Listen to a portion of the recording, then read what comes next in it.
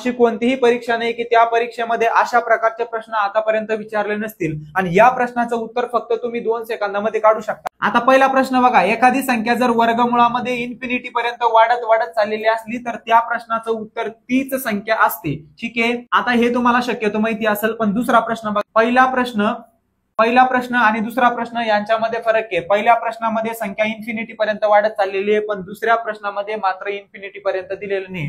तर दुसऱ्या प्रश्नाचं उत्तर काय येणार बघा, ज्या संख्येचं तुम्हाला विचारलेलं आहे ती संख्या इथं डायरेक्टली लिहून लिहिली। त्याच्यानंतर बघा हे इथं वर्गमूळ दिलेले, वर्गमुळाची किंमत किती असते रे, 1/2 असती। आता फक्त वर्गमूळ मोजायचे, 1 2 3 4 म्हणजेच किती, तर 2चा चौथा घात असणार आहे। आता 2चा चौथा घात कसा काढायचा बघा, बे क बे, बे दुने 4, 4 दुने 8, 8 दुने 16 म्हणजे 2चा चौथा घात किती असणार आहे, 16। तर ह्या 6ची पॉवर काय करायची, 16 घ्यायची। 16 घेतल्यानंतर या 16 मधून 1 वजा करायचा, म्हणजेच आपल्या दुसऱ्या प्रश्नाचं उत्तर काय आलं, 6⁻15/16 हे आपल्या दुसऱ्या प्रश्नाचं उत्तर आलेलं आहे। आता अशाच टाईपचा दुसरा एक प्रश्न तुम्हाला सोडवायचा आहे आणि त्याचं उत्तर कमेंट मध्ये सांगायचंय। जर तुम्हाला आपल्या या रील्स आवडत असतील तर नक्की लाईक करा, शेअर करा आणि सगळ्यात महत्त्वाचं म्हणजे आपल्या अकाउंटला फॉलो करा।